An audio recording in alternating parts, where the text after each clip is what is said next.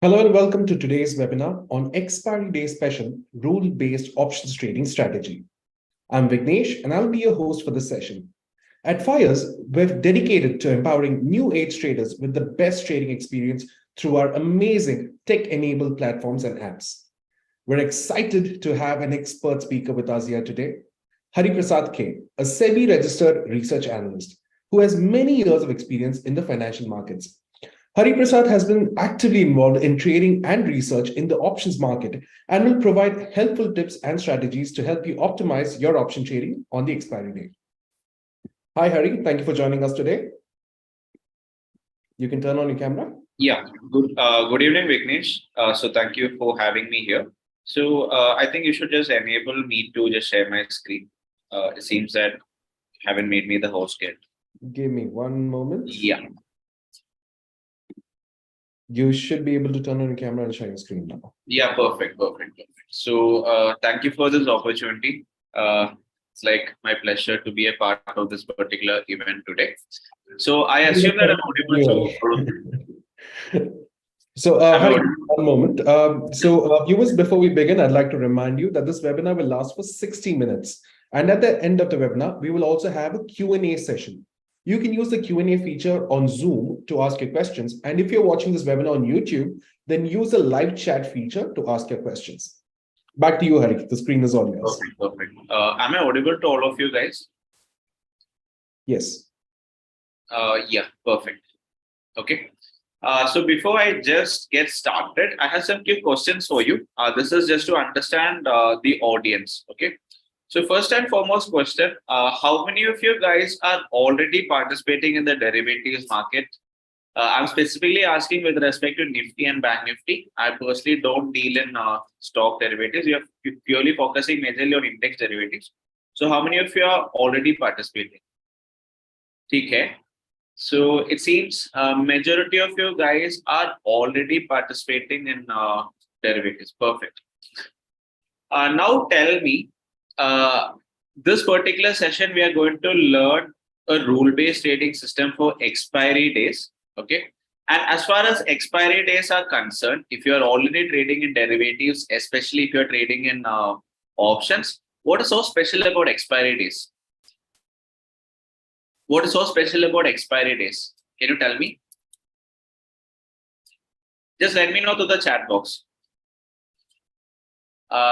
Yes. Volatility is there, theta decay. So theta decay is one particular part.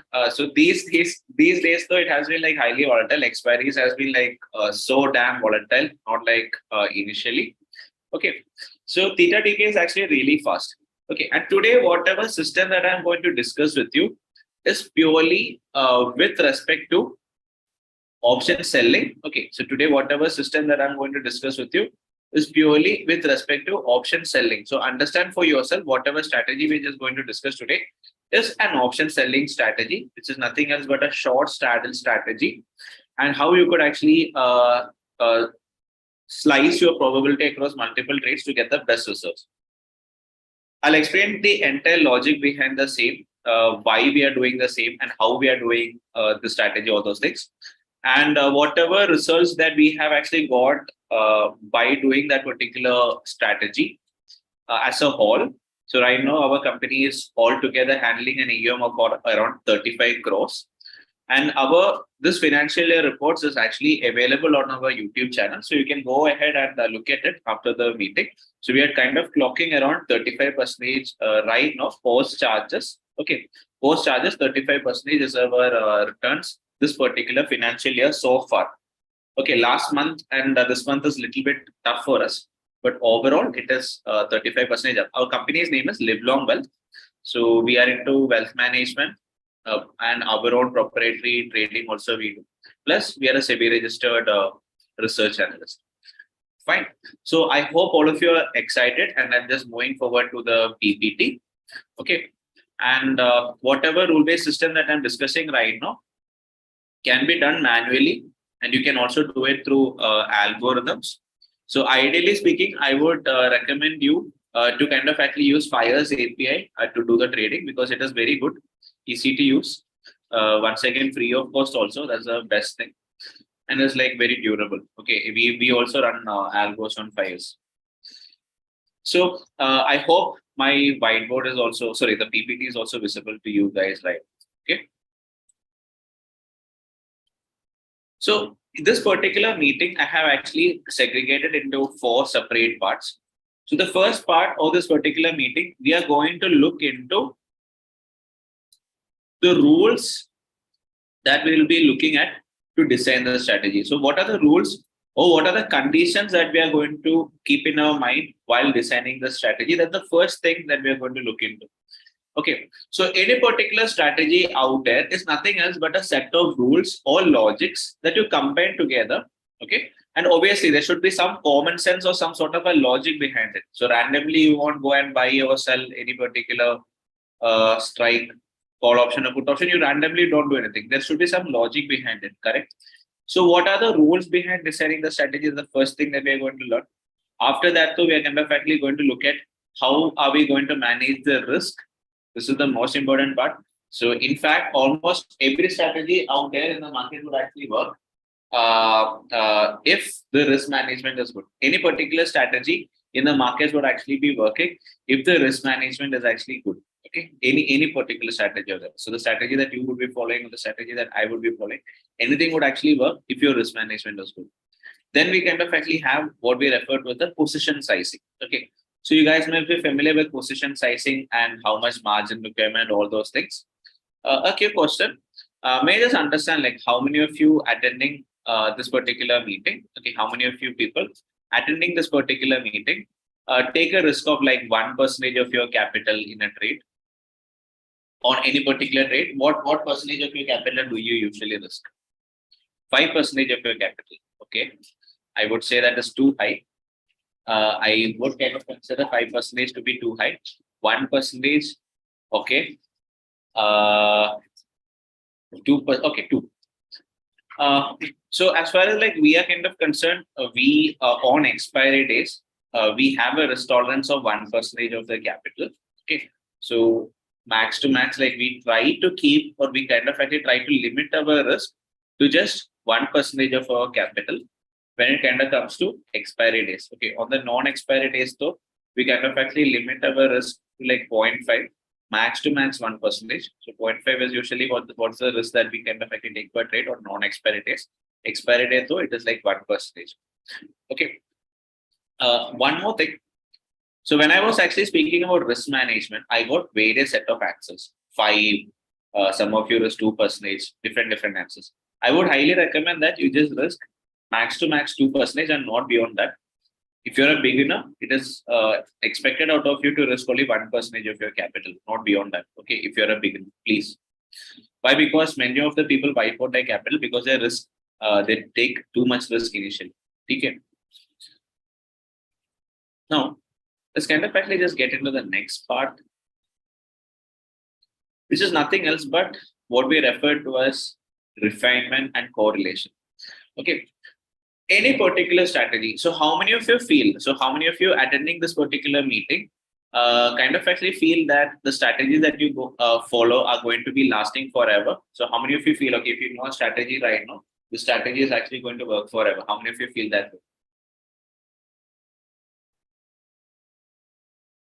Okay, so so let me tell you, there is no strategy that is going to work forever. Work forever in the sense, there are going to be certain durations of time when the strategy stops working.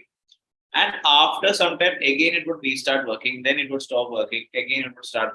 So the process keeps on going over and over again. So for example, I'll tell you, just think about 2 businesses. Okay, I'll kind of explain this with a case study. So let's kind of actually speak about 2 businesses. And let's say that I'm running an ice cream shop. Okay. We have an ice cream shop. First one is an ice cream. And then we kind of also have another business that is a popcorn shop. So we kind of actually have an ice cream business. And along with that, then we kind of actually have a popcorn business also. Okay, ice cream business and a popcorn business is also there that we have. So tell me, which season do ice cream business would be doing good? Is it during summer or is it during winter that ice cream business would do good? So during summer or so during winter, the ice cream business will be doing good. So obviously the ice cream business will be doing good during the summer season. Now, what about the winter season? What happens to the ice cream business during winter season? It will be down. So will see, I personally like eating ice cream during winter also. So nobody can say that ice cream business will be completely shut during the winter season, but the business would definitely come down. I hope you guys agree with me, correct? The business will definitely come down during the winter season. Okay. So peak requirement for ice cream would be during summer. Okay. Now, what if I also have a popcorn business? What if I'm a person who's actually having two businesses? So business A is that of ice cream and business B is that of popcorn. So both these businesses together I have. So then the advantage that one or we could kind of actually get in this particular cases during the summer season, the ice cream business would actually generate me profits. And during the winter season, the popcorn business would be actually generating me good cash flow. So net on net, I would be making money. Okay. I would kind of actually be making money irrespective of the season, whether it is summer or whether it is winter, we'll be making money by balancing two separate businesses together hand in hand. I hope this part is clear for all. Any questions on this? So this is what we refer to as having two separate strategies that is not at all correlated with each other. So this is a way of diversification in investing. In trading. So it is not only in investing that you should have diversification. In trading also, it is good that you have a diversification with your strategies, so that even if one strategy is not working during some duration of time, we have some other strategy that compensates for the losing strategy. Clear? So these are the aspects that I have actually put in while developing this particular system. And this is something that we have actually have as an algo running on like Fires and multiple other platforms. So I hope I can just move ahead and I'll be taking your questions as our friend said towards the end. And this is purely intraday. Okay. So first, let's speak about the usual kind of moments that we see in the markets during expiry day. Okay. So I'll just share my whiteboard. Sorry, I'm just sharing my PPT. So we kind of actually have these kind of movements happening in the markets, like V-shaped moves, N-shaped moves, M-shaped moves, W-shaped moves, different varieties of moves we are seeing on expiry days these days. And it has become so common for the last 1 year, I would say. Before that, though, these kind of V, N, M, W shape moves and all were not so common. But now every Thursday, though, we kind of actually have some sort of a new pattern formation happening. It's very strange. Okay, highly volatile markets we are experiencing, and that's a part of the game. Now, I'll just share my whiteboard and just explain this to you better. I hope you can see my whiteboard. So you could actually have a V-shaped move. Okay. You can actually have Bank Nifty like moving like this, and you could probably have Bank Nifty consolidating also. There could be a situation when Bank Nifty is actually moving up, falling down, extreme, again picking up, falling down, zigzag moves. Multiple zigzag moves is also being made by Bank Nifty. Okay. So Bank Nifty is kind of so strange these days. Different variations of moves, all kind of moves we can actually see. So what is our market timing? So as far as our market timing is concerned, it is 9:15 a.m.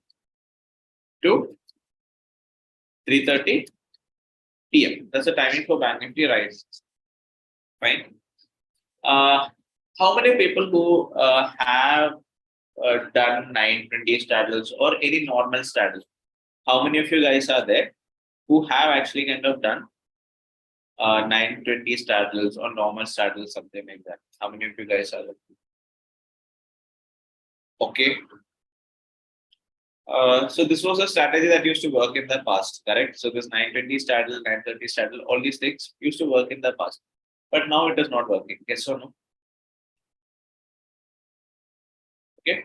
So right now, it is kind of actually not working so good. Correct. So single entry strategies are not working. The reason is simple. When the time when 920 strategies were actually working was that particular duration of that particular duration of time when markets were actually trending. Okay, when the markets were actually trending, so call option and put option both you used to sell.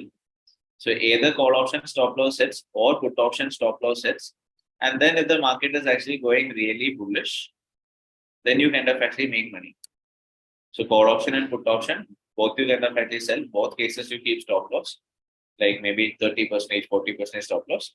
One side stop loss hits, other side will still be making you money when the market goes trending. But right now the problem is market is so volatile that both your stop losses will be triggered. Okay. So right now, whatever I'm going to discuss is like kind of a relative of this thing, like kind of a relative of 920 straddle only. Okay. And as far as any particular person who's already doing straddles, you can actually try this particular variation. Why? Because here the drawdown is actually lesser as compared to the other normal straddles. Okay. So first and foremost, what do you mean by straddle? So let's just quickly understand what a straddle is.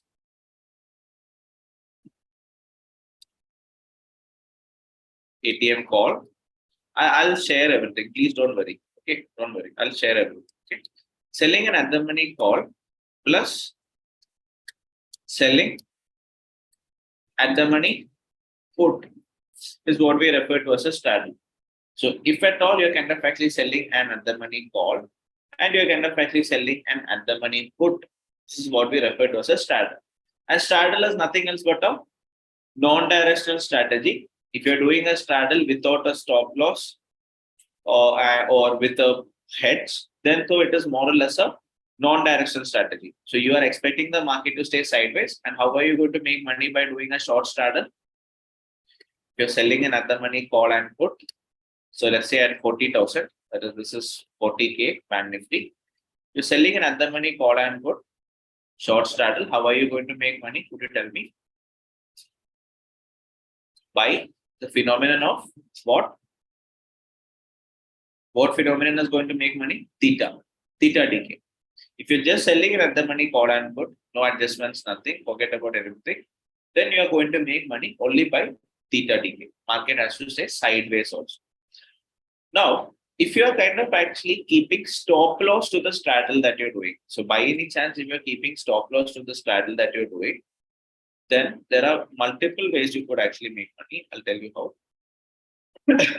So let's say that market is actually at 40,000. Okay. So if market is actually at 40,000 and you are selling 40K call, 40K put.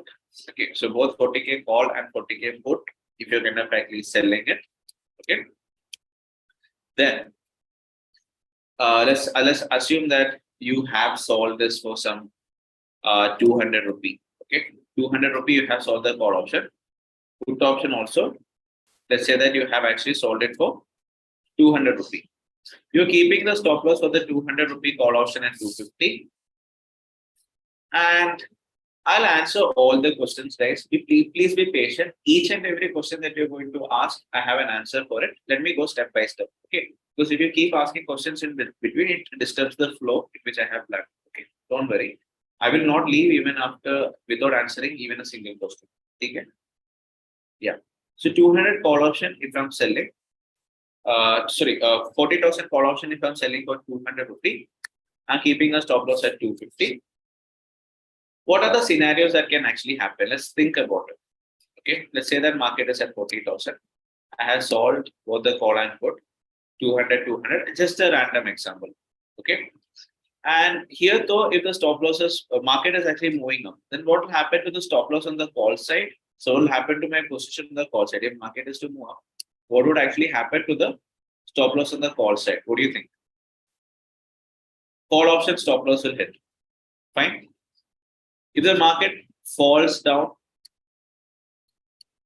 then put option stop loss will also hit. So there are scenarios when both stop losses are going to get hit. Now, Which are the scenarios when you're going to make money by doing a short straddle? Okay, let me tell you that. 40,000 short straddle you did, you're going to make money provided that after you doing the short straddle, market is to stay sideways.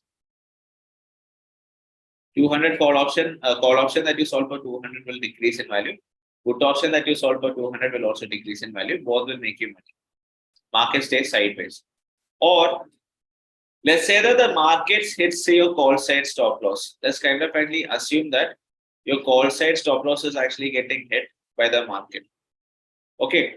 So if the market is actually kind of hitting the stop loss on the call side, then again it continues to move up, keeps on continuing move up, then potentially you can actually expect this 200 that you sold on the put side to become zero. So 200 though that you can actually sell.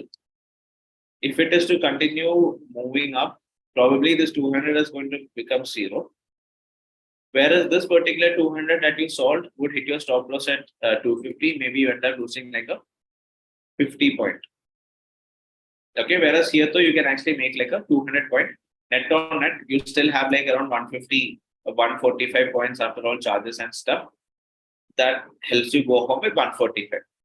But how permanent is this situation? That is one side stop loss hits and then continuously market keeps going. And be honest, people who are observing the Thursdays, tell me, how common is that one side stop loss is hitting and market continues trending? How common is that these days? How common is that? It is very rare these days. Okay. So these days though, it is kind of like both sides stop loss will be hit. First call side will be hitting, then put side will be hitting. Then you'll be out of the trade. Then market will expire exactly where you saw the strategy. Okay. So the challenge that we are actually facing these days is the fact that after hitting one side stop loss, then the price is actually coming back and hitting our other side stop loss also. We are losing money. How can we actually protect ourselves from such a scenario?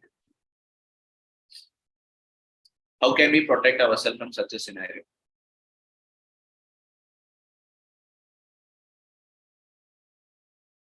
Okay. And here though, up to a good extent, so re-entries is not something that we are doing. But I hope you guys have actually come across the term multi-time frame, multi-straddle entries. Okay. Multi-straddle entries or multiple straddle entries means you are actually dividing the day into different parts. So initially itself, we have actually just discussed. We have our both stop losses kind of actually getting triggered like when an N-shape move is coming, when a W-shape move is actually happening, when an M-shape move is kind of actually happening, all these stuff, correct? How many times in a day do these N-shaped, M-shaped, W-shaped moves, all those things happens? How many times? How many times do you see that this thing? I am not saying one time, it can be more than one time also, but it is not like throughout it is going to keep on doing M-shaped, N-shaped. It is not going to do throughout. From my personal experience these days, what happens is till 11 o'clock, usually till 11 a.m., okay, we have okay markets. Expiry day, so it's kind of okay. Till 11 o'clock, option sellers are almost getting decent decay. Okay, so decent decay till 11 a.m. Post 11 a.m., that is like between 11, I'll kind of actually mention it to be like 11 to 1 p.m. We have some short covering moves. Okay, that is like between 11 to 1 p.m. So we kind of actually have some sort of a short covering moves kind of actually taking place. During this particular time, whatever small profits we would have made in the first 2-3 hours would be taken away. How many of you are experiencing this? That is, whatever profits you make like till 11 o'clock or till 12 o'clock, all of a sudden, some 10 minutes, 15 minutes, some big candle comes, all the profits is taken.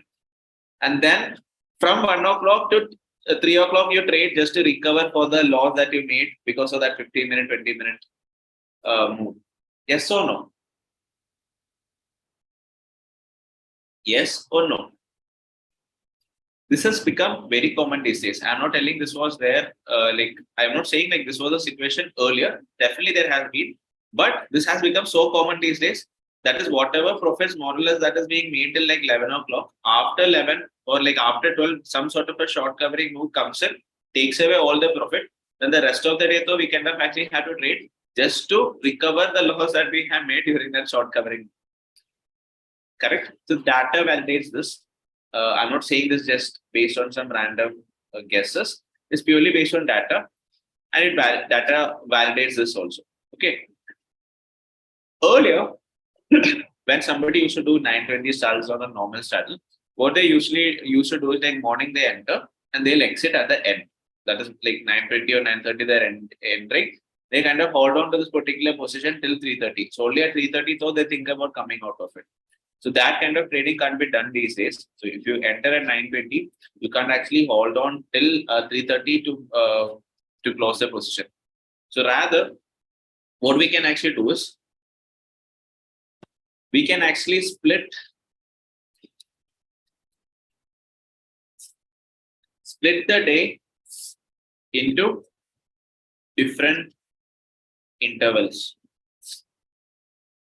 Okay. Split the day into different intervals. So earlier, if you are kind of actually someone who used to do 10 lots, okay. So let's say that you were kind of someone who used to trade 10 lots. How many of you are there who are trading like 10 lots and above? So how many of you are there who are kind of actually trading 10 lots and above? Okay. So fine. So how do you enter? Could you just let me know? Do you enter all the 10 lots in a single go? Or do you kind of actually enter it part by part? How do you enter it? All the 10 lots at the same point in time, or do you enter? Or you can definitely split it and take different types, part by part. Be honest, guys. Okay, so some of you are kind of actually saying you split it, whereas some of you are kind of actually saying that you kind of actually enter all at once. Okay, some of you guys are kind of actually saying you enter it all at once, whereas some of you guys are kind of actually saying that you split it into different parts, and that is how you kind of actually enter it. Fine, single lot. Okay. So here in today, whatever setup that I'm kind of actually going to discuss with you. First of all, we are splitting our entries.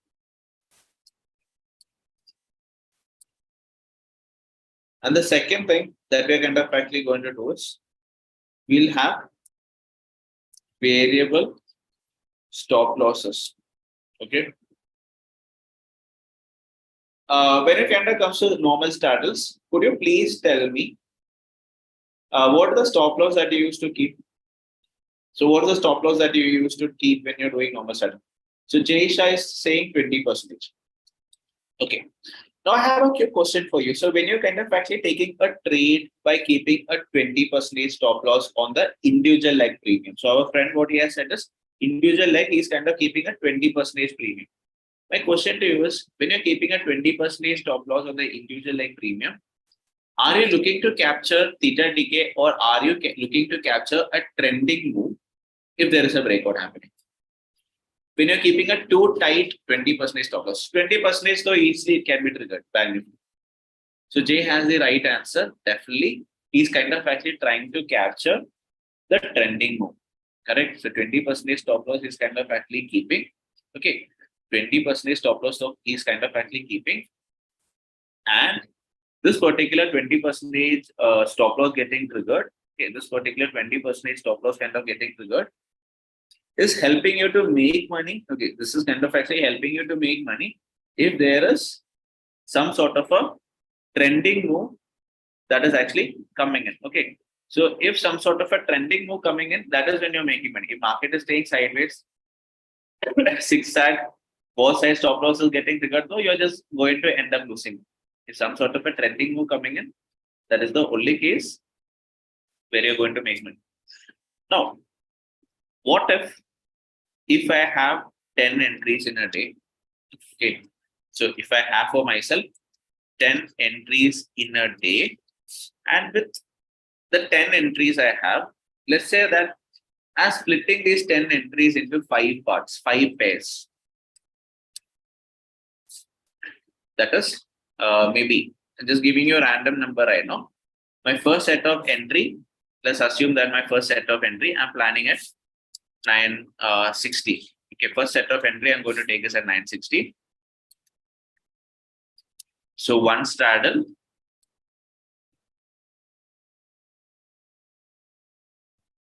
with 20% stop loss. And the next, with this particular pair only, one more entry I'm taking. Another one straddle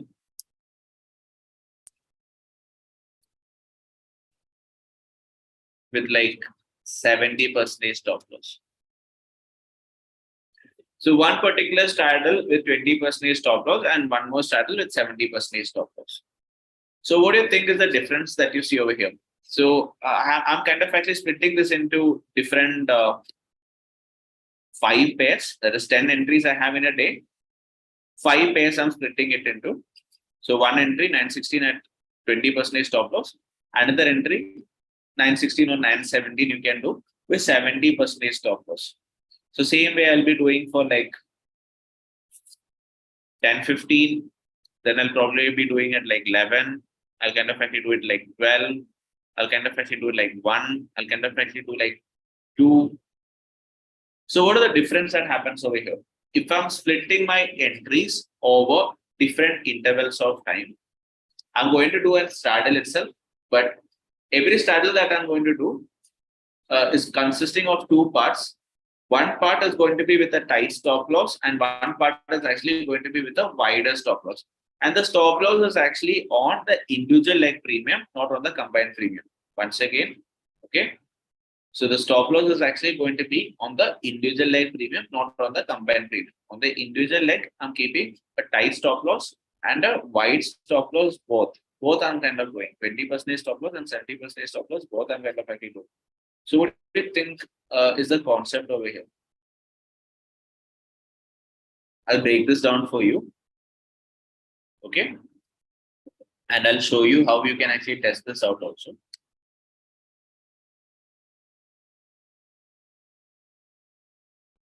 So let's assume 40,000 call, 40K, Bank Nifty is at 40,000, call option, and 40,000 put option.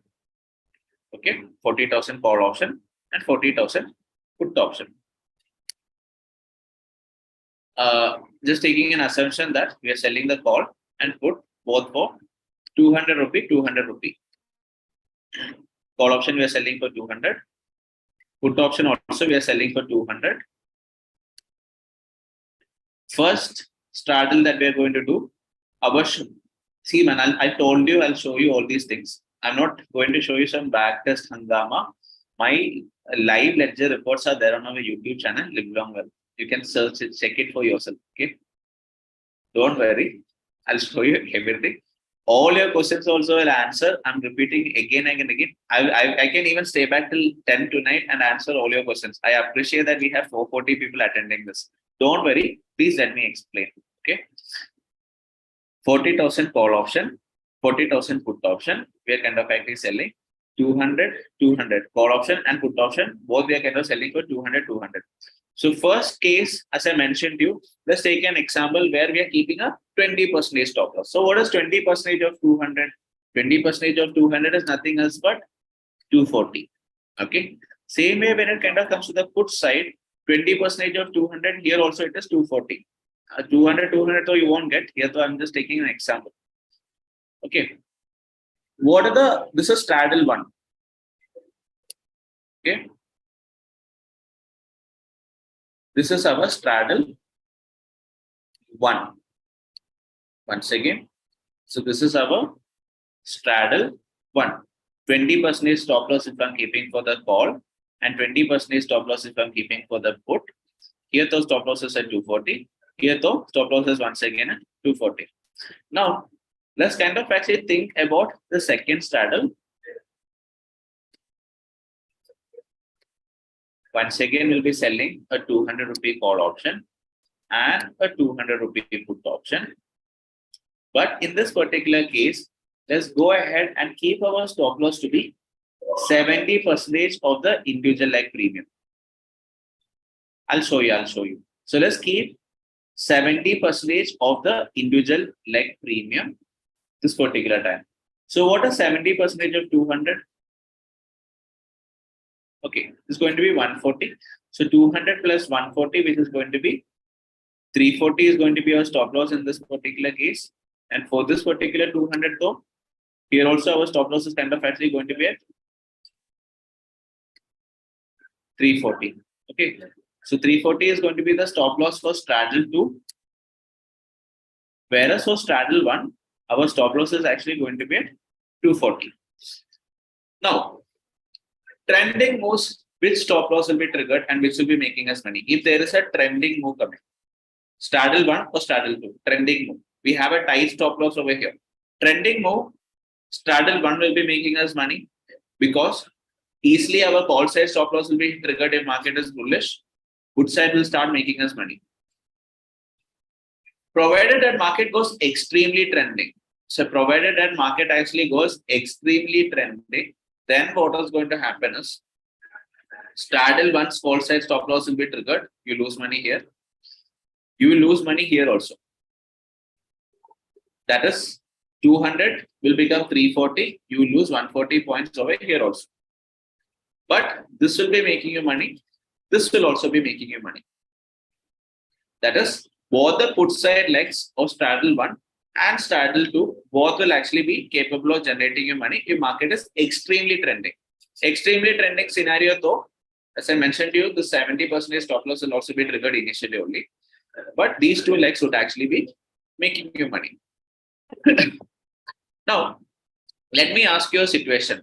The challenge that we are facing these days, market slightly moves up and then it comes down. What will happen to the call side and put side stop loss? The 20% wala, the tight stop loss wala, straddle. Both will hit. Market slightly picks up, then it slightly falls down. Then our call side stop loss will be hitting, put side stop loss will be hitting. But what about our wider stop loss one? What do you think about the 70% stop loss one? What about that? Most probably, if this is like a quick zigzag move, our tight stop loss will be triggered, but our wide stop loss will actually still be there. Why? Because they were wide. Okay. Until and unless the initial upside move or the initial downside move has been so strong, our second straddle will still be running. Okay. Our second straddle would still be running if the market didn't go extremely upside or extremely downside. Most probably the second straddle would still be running. That's when I have an answer to your question. You please wait. I'm coming to that. Okay. So I hope the concept of doing two straddles together, one with a tighter stop loss and one with a wider stop loss, is kind of clear to you. The concept why we are doing this. The tight stop loss wala straddle that we are doing is to capture the trending move, whereas the wide stop loss straddle that we are kind of actually doing is to make sure that even if high volatility is there initially, tighter stop losses are getting triggered, the wider stop loss is still there. Okay. Any quick questions on this? I hope this part is clear. No re-entry, nothing. Let me please explain that. Like, see, whatever I'm telling you, I'll show you full. Okay, but please let me explain. No re-entry, nothing. I'm not hiding anything from you. I'll show you how to backtest this also. Don't worry. Okay. So far, so good. Now, our friends have been so concerned with the fact that if I do this also, last day our stop loss will be triggered. Yes, if you're doing this also, your stop loss can actually be triggered if you're doing just two straddles. But how many times do you think zigzag moves have actually happened throughout the entire expiry day? So how many times do you kind of actually think we can actually have zigzag movements happening throughout the entire day? This is so common.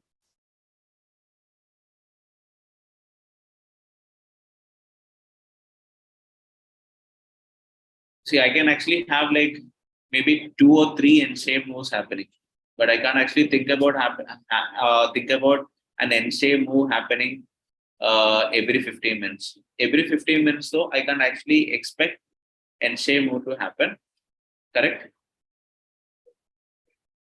Or every 30 minutes, I can't actually expect that, okay, every 30 minutes there is going to be an N-shaped move happening. Maybe there are going to be 3 N-shaped moves in a day. Sometimes 2, sometimes 4. 2 to 3 times is common these days. 2 to 3 N-shaped moves during expiry days is common. But we really don't expect N-shaped move to happen every 30 minutes. No? So due to the very same reason, I'll just come into the parameters that we use and I'll share it with you. Just hold on.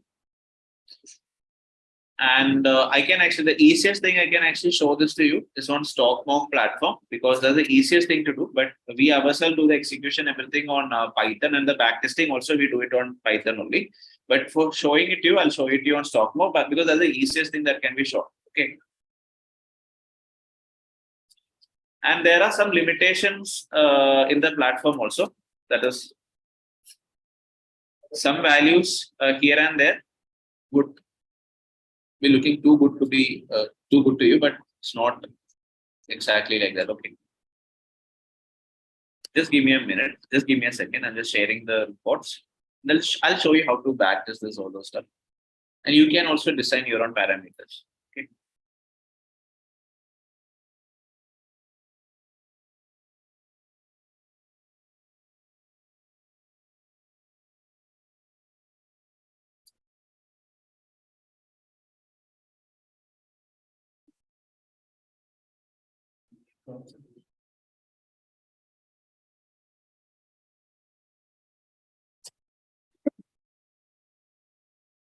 Okay, guys, I hope you can see my screen right now.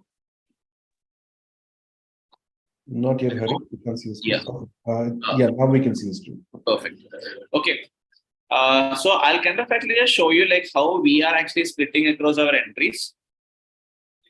And our sample size for running this particular strategy. Okay. Our sample size for running this particular strategy is 10 lakhs.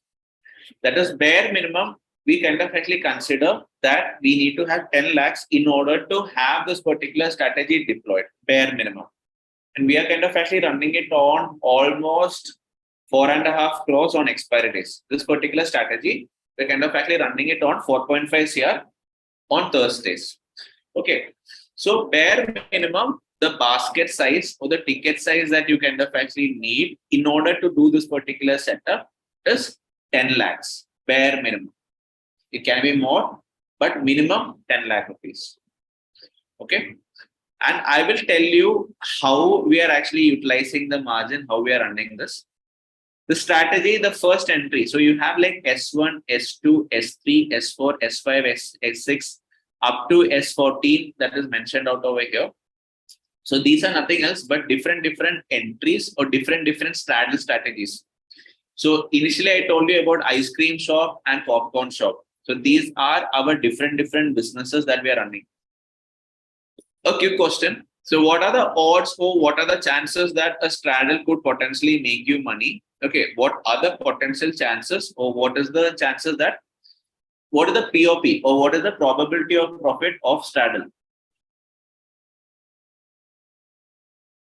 So what is the probability of profit of a straddle?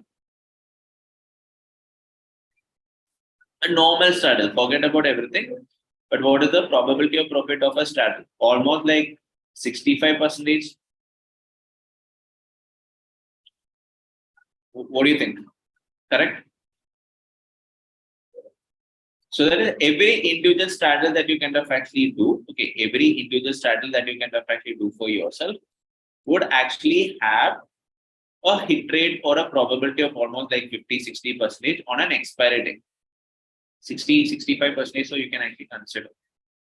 Now, what if we are kind of actually having multiple straddles? What is going to be the probability of making money in each of the straddles? Everything is going to be an independent event. Okay, so every straddle that you kind of actually do is going to be an independent event. So when I say it is an independent event, it is like tossing a coin. So first time you're getting heads doesn't mean that the next time you toss, you should get tails. Same way, With the first straddle you're making money doesn't mean that the second straddle you have to make money. Every straddle that you do are independent, and every strategy has a chance of making you money like 60-65% on an expiry day. So you have a POP of almost 60-65% on an expiry day while doing straddle. That means every straddle strategy that you're kind of seeing over here, more or less, has a POP of 65% individually. You do it alone or you do it together. Every individual strategy has a POP of almost 65%. You get what I'm trying to say? I'll give you a quick example. Let's say I'm running 10 different businesses. 10 different businesses I'm running, and every business that I'm running is giving me a chance of making money of almost 70%. Every business that I'm kind of actually running is giving me a chance of making money of almost 70%. Every business that I'm running is giving me a chance of making money of almost 70%. 70% chances that every business is giving me. What are the chances that overall I'm going to be profitable? What are the chances that overall I'm going to end up being profitable? High or low? More than, what do you think? Everything is going to give me around, is going to be high. Same way here also. And this is what we refer to as correlation. I'll come into that. So now if you kind of actually think about running this, okay, so first entry happening at 916, and you will be trading this with a 75% stop loss. The second entry, so that you're kind of actually going to do is somewhere at 9:17 a.m., which you're kind of going to do with a 20% stop loss. Then you're going ahead with an entry at 9:18 a.m. with a 90% stop loss. Then the next entry that you're going to do is like at 9:25 a.m. with a 50% stop loss. Then the fifth straddle that you'll be doing would be at 9:35 with a 25% stop loss. The sixth straddle at 10 a.m. with a 50% stop loss. Seventh straddle at 11:15 with a 30% stop loss. Eighth straddle at 12:45 with a 70% stop loss. The ninth straddle that you would be doing would be at 1:10 with a 70% stop loss. Now the 10th straddle that you shall be doing shall be at 1:40 with a 70% stop loss. Then goes ahead the 2 p.m. straddle with a 70% stop loss. And then kind of comes the 2:15 straddle with a 80% stop loss. And last and finally, you have the 225 straddle with almost like 100% stop loss. That's like 90%. Here, though, you have actually hedges. I'll tell you how to buy hedges towards the end. That is just for margin benefit. Okay. And sometimes you can get lucky by buying hedges also. Sometimes. Till now, I have never got lucky, but sometimes. Exit time, I'm coming into it. Naresh, Vignesh, is it possible for me to share these files with these guys? Yes, of course. You You can send the files across to us, and after the webinar, yeah. we are sharing them. Okay, perfect. Send them over to email. Yeah, perfect. So I'll just run this particular thing. So right now, Stockmark is actually kind of having like inbuilt 0.5% slippage. Okay. So guys, slippage means during the time of execution of the strategy itself, there is going to be slight variation in premiums, all those things that is going to happen. Okay. So what I would kind of actually tell you is 0.5% inbuilt slippage is more than sufficient. And you need not consider that you're going to get exactly the results that this is being shown over here also. Even if you're getting half, it is good enough. Okay. And I'll just show you how it runs. So right now we're kind of actually back testing this particular strategy. You can also try this out. And you can actually play around with this using Fire's API. And once again, now since Naresh has actually mentioned to me that we can actually do this, I can share some documents with you on how you can actually do this on Fire's API, how you can actually automate it. I can actually help you with that. Then you lose money. Then so why do you want to do this many? Then so you're doing the normal strategies only, no?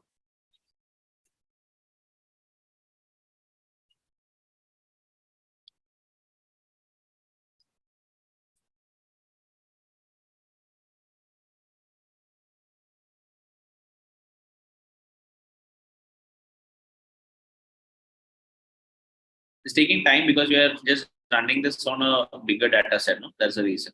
Okay, it's taking almost 70 credits and it's taking some good time also. But let it take. Let's see how it goes. Just running.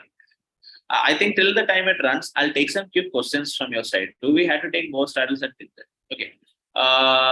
So Rushabh is asking this question. So here, so I had given like 1 minute difference between different entries. So even if you take at the same time, or if you take at like 1 minute interval, your results are not going to vary much. So if your results are actually varying too much, with your entries varying by 1 minute, means there is something wrong in whatever you're doing.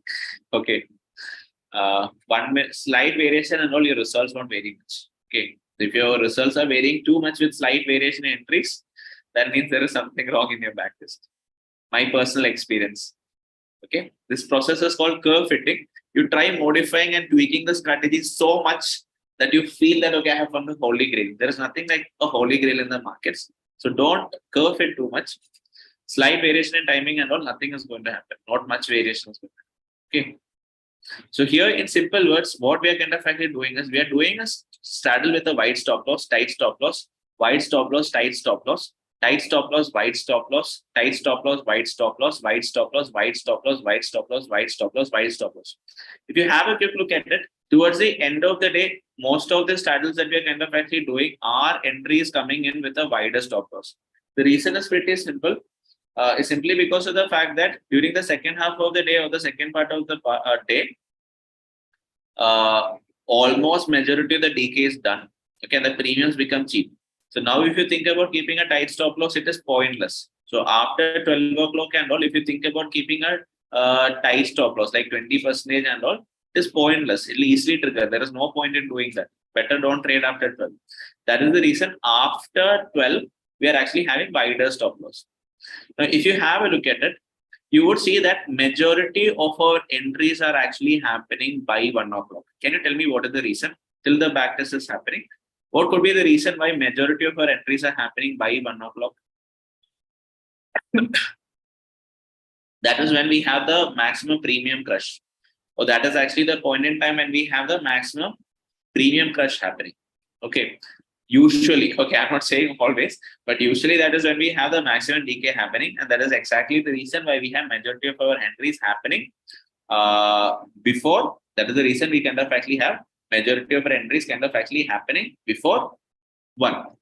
Now, after 1 o'clock, if you kind of actually have a look at it, we see for ourselves that we have lesser entries, but the entries that is actually happening is coming in with wider stop loss. So, what is the reason? Why wider stop loss is actually coming in after 12. So what is the reason why wider stop loss is actually coming in after 12? Can you tell me? Wide stop loss we have after 12.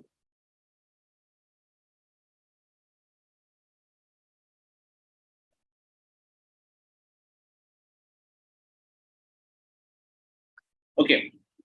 So yeah, gamma. So there can be gamma Hill phenomenon happening. I appreciate. Okay. So friends who are not familiar with gamma Hill can all understand that during expiry day, there could be delta runs happening. The delta values can actually spike up with something becoming in the money.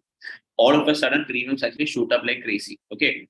So another reason is if you keep a tight stop loss, it'll be easily triggered. Keeping small stop loss or straddles during the second half of the day is like illogical.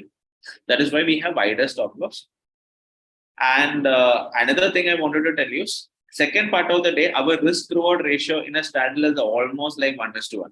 Chances there that you're going to make money, but risk reward ratio is actually almost 1:1. Okay, I'll share with you the criteria and all. Don't worry. Okay. Because also it's going to take too much time if I'm going to tell out the entries and exits timing for everything. It's going to take too much time. I'll definitely help you. So yeah, I'll coordinate with Naresh. Naresh is an excellent trader. So I'll coordinate with him and I'll kind of actually tell you like how you can, maybe we can, if time permits later on, we can have one more thing, how you can automate this also. I can show you how we are doing it. We can show you, don't worry. Now let's have a look at the results. Okay. If you just see for yourself the margin that is required, you would see that it is coming around 9.94, but we ourselves keep around 11 lakhs, 10 lakhs. So as I said, 11 lakhs, so we kind of actually keep 1 lakh, so we kind of actually keep buffer. So here, if you have a look at it, on all the expiry days. This is purely for Thursday. Once again, this strategy works only for Thursday. This is not for any other day. This is only for Thursday. Only for Thursday. Once again, I'm saying the hit rate that you have is shown as 76% over here. But my friends, let me tell you, the hit rate that you're going to get actual real-time trading is going to be around 65. Okay. So 65% is the hit rate that you're kind of actually going to get on actuals. The average profit on a winning day is correct. Is going to be almost 1.1%. The average loss on a losing day would kind of actually come around 5,000 rupees. 1,000 rupee more. Okay. Now, totally altogether, you have like 14 strategies that is particularly running, and the maximum drawdown that would be taken on expiry days is shown to be 1.76, but in actuals, we have got around 2.5, which is not a big deal. Then the drawdown recovery period has been just like 3 expiries. Okay. So it is shown 1, but in actuals, we have actually got it to be 3. Expectancy of the strategy is shown to be 1.94. But on actuals, we are kind of getting it to be around 1.6, which is almost really close, which makes it really ideal to go for real-time trading. Okay, so here though you can actually see average monthly profit to be 3.2%. On actuals, post charges, everything, we are capable of generating around 2% post charges. So 2% on for this thing, like for expiries, is like 0.5% on every Thursday. And this is also not, and this is without complete hedging. Okay, if you keep proper hedging, you can actually bring down your margin requirement to like 6 lakhs annual, but I won't recommend you. Then your drawdown will actually increase. In absolute returns, your percentage drawdown increases. Your average profit on winning days percentage wise will increase, loss will also increase. So we are not comfortable in that. That is why we are sticking with 10 lakhs as our base basket size. Okay. So expectancy actuals we are getting around 1.6, even though it is shown 1.94 over here. I'll tell you like what expectancy is. Expectancy means, do you guys see for yourself what are the average profit on a winning day? So what could be the average profit that you can be making on a winning day? 11K, 11,000 rupees. What are the average loss amount that you would be taking on a losing day? It is around 4,000 rupees. Expectancy is nothing else but your win rate, which is 76% into 11,547 minus 24% into 4,034. So whatever number you are kind of actually getting over there, that is nothing else but the expectancy you are actually getting in the strategy that you do. Okay. So a positive expectancy means that, so an expectancy of like 1.942 means that for every risk that you're kind of actually taking, how much potential reward you are capable of capturing, even with a 76% accuracy. Okay, that is what we refer to as expectancy. Now, I think some of you might not be understanding what drawdown is.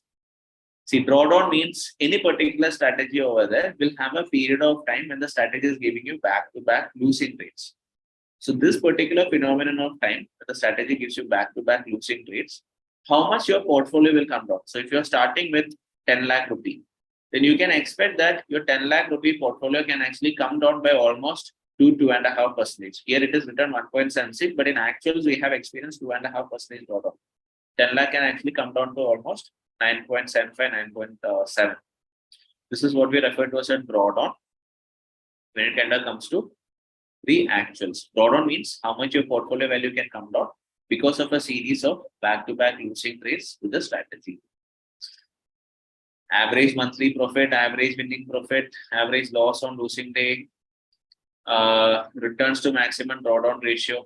This is 22, which is very good. Maximum winning streak means how many back-to-back winning expiries you must have had. Maximum losing streak means how many back-to-back losing expiries you would have actually had. 4 losing expiries you must have had. So year-wise, if you want to have a look at it. So year-wise, you can actually have a look at it. So this has been the returns year-wise. So every year it has been profitable and the drawdown. So the most important part over here is if you have a quick look at it, the drawdown figures are almost the same every year. Okay, so February has been tough for this particular system, but overall it has always been profitable. February, right now, February has been like the first losing month for this particular strategy. So then this and all has been losing because after charges you will lose money. Okay. So February has been the first losing month for this particular system. Okay. But apart from that, if you have a look at it, all the years has been actually closed on profits. And the interesting part is the drawdown figures are almost the same. And once again, this is a system that you kind of actually have to run only on Thursday. So if you are a working employee who don't want to trade the other days, then please exclude. See, fine, you exclude this also. Then what variation do you see, man? You do the calculation by yourself. Just exclude just these two figures. You just exclude March and April 2020. What variation do you see? You assume it, can't you assume it to be what you would have got in 2009? Okay. So as far as any particular backtest is concerned, you should have an expectancy more than 1.5. Okay. You kind of actually need to have an expectancy of more than 1.5. Okay, because here though I told you it is showing an expectancy of 1.94, but on actuals we are not getting 1.94. On actuals, so we are getting around 1.6 only. We are not getting 1.94. Okay. So we are now not getting 1.94. On actuals, we are getting around only 1.6. That is the reason I told you. Here, the drawdown is only 1.76. But actual drawdown is 2.5%. You get what I'm trying to say? Here, return drawdown is only 1.76. But effective drawdown is around 2.5. Expectancy is on 1.94. But effective expectancy we are getting is only 1.64. Fine. Which strategy? See here though, as far as profit wise is kind of concerned, the initial entries up to 12 o'clock are the one that is going to make you the good profits. You know, if you don't want to do the second half of the day, that is also fine. But second half of the day is also suggested. Why? Because you are actually just distributing your risk or probability across multiple strategies. Clear?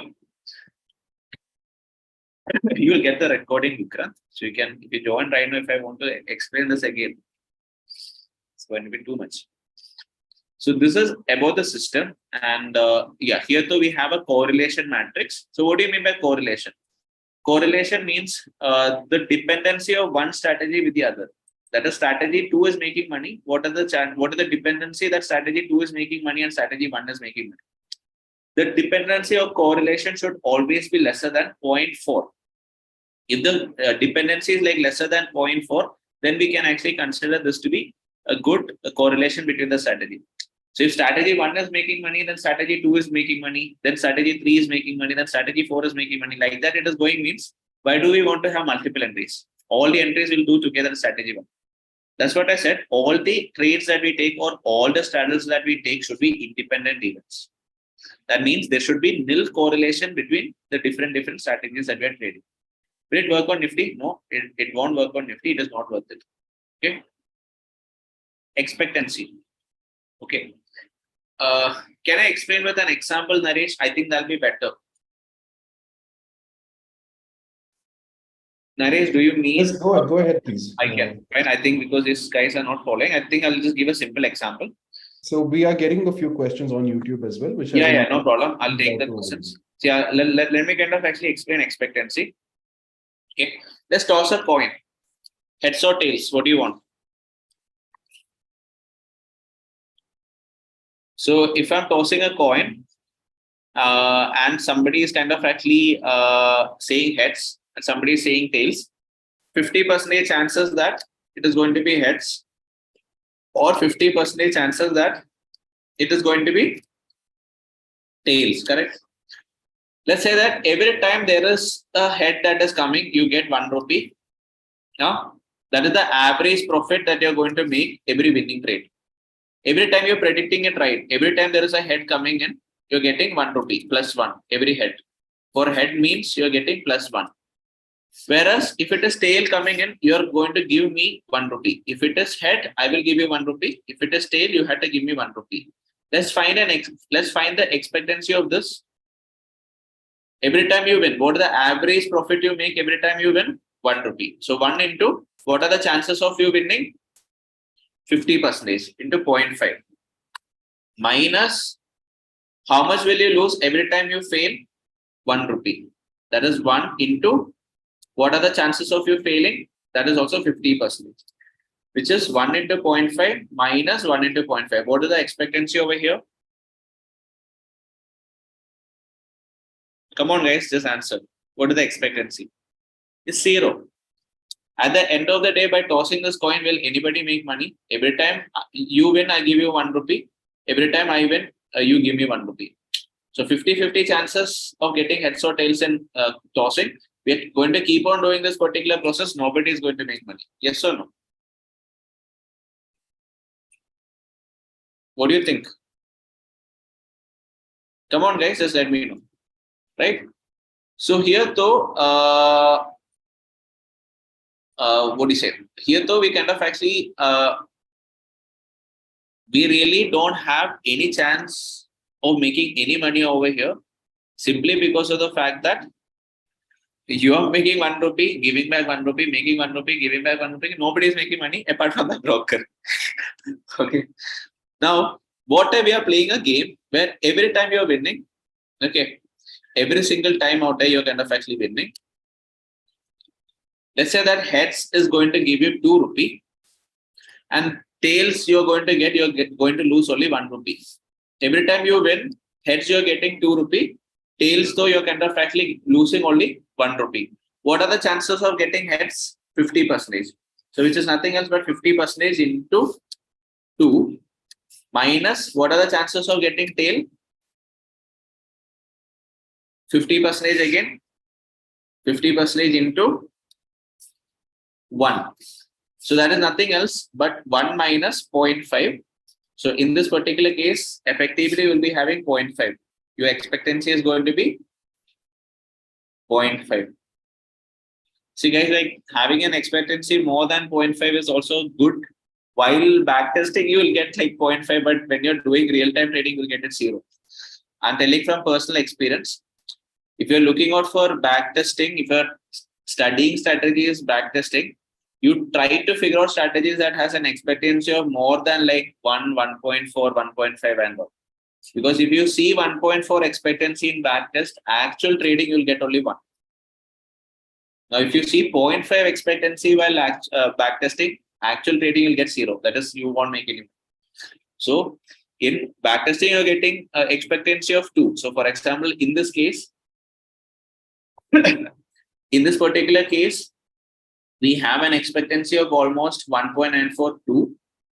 We are actually getting around 1.64. 1.6, 1.64, though we are getting it. It's good. Our backtesting is showing us 2 expectancy. Actuals, though we're getting 1.6, 1.6, or 0.4 variation. That is fine. Okay. So, understand that expectancy is nothing else but the average profit you are going to make in every winning trade into the probability of having a winning trade minus the average loss you'll be getting in a losing trade, average loss you have in a losing trade into the probability of getting a losing trade. So this will give you the expectancy of your strategy. If you're backtesting it, I would recommend you have a expectancy of at least like 1.5, so that in actuals you get like 1 expectancy. Okay. Whatever you see in backtest, exactly when trading, you won't get. That's right. Because I can tell you, you'll get 2 expectancy. No, real-time trading, you'll get only like 1.6. Why hedging avoid? Okay, if you remove hedging, your profit will actually increase. Okay, that's it. Drawdowns are not going to vary much. Okay, if you remove the hedge, for example, I'll show you. Here, if you just remove the hedge for yourself, you can see that your accuracy increases. Okay, your margin requirement increases, your profitability increases, your drawdown is almost the same. Expectancy improves.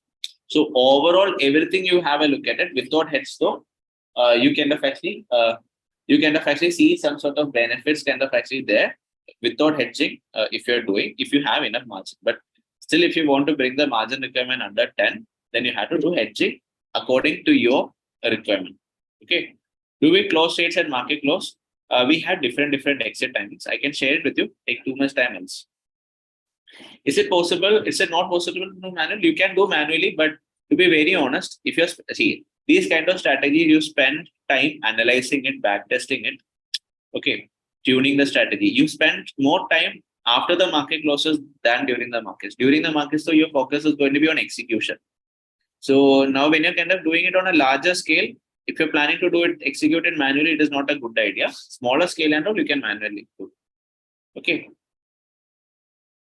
Yeah, I think Vignesh, I answered that question on expectancy. As well as I'm getting a lot of questions related to the timing, because if I start mentioning the timing, it'll take a lot of time. But I'll share the files with you. I'll share the that documentation I have shared with Naresh already. I'll share it once again. Perfect. Hari, could you please share your screen with your coordinates as well, so people can get in touch with you over Twitter? Oh, yeah.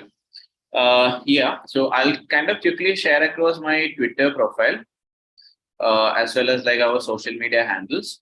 So if you would like to connect with me on Twitter, you can actually just come to our Twitter handle. So my handle goes by the name livelong_Hari. So it's the same handle across all media. That is, let it be Instagram, Facebook, or what do you say?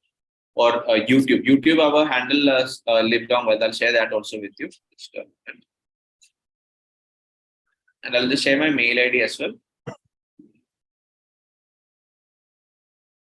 So it was there in your presentation the last time. Oh, yeah. Sorry. Yeah. So this is my Twitter handle. So you could kind of actually check out our Twitter handle. And now, so here also it is there.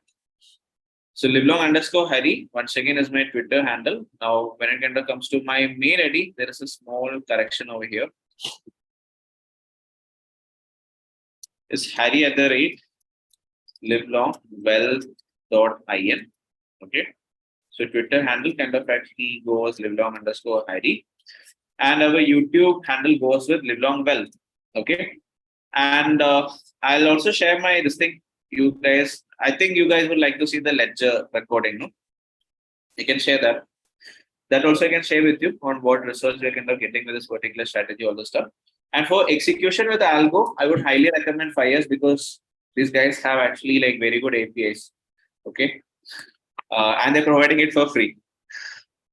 So someone who is actually getting started with trading, you are actually at a very good broker, because you really don't have much of a problems with post part or the execution part. And if possible, like I can actually conduct a meeting on how we are actually doing this on Fires. Sometime later, I can actually show you, like if you guys want, I can actually do that also. That is how I can give you some documentation. Anyways, though we have it. Brilliant. Thank you so much, Hari. Thank you for your kind words. I'm sure we can look at creating a few more webinars in this series. And I'm pretty sure a lot of people can actually benefit from your knowledge and experience, your insights, and executing a rule-based trading strategy on expiry day. It's very invaluable, and all of the traders are looking to maximize the profits in the options market. So yes, I think we should definitely look at doing more of this as well. So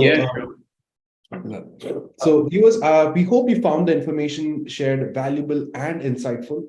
Remember, the expiry day can be an excellent opportunity for option traders, but it also comes with risks. With proper knowledge and tools, you can create and execute a rule-based trading strategy to help you navigate the market and achieve your trading goals. Also, don't forget that you can easily segregate between fake and genuine traders online and stop falling prey to scams and false P&L screenshots by using Fire's verified P&L. You can share the URL on your social media channels, which cannot be manipulated and and you can recognize yourself as an authentic trader. If you have any further questions or you want to learn more about options trading, please don't hesitate to contact us. You already have Hari's coordinates on Twitter. You can tweet to him, you can ask him questions, and he will respond to you as well. So once again, thank you for attending this webinar. See you in your next webinar.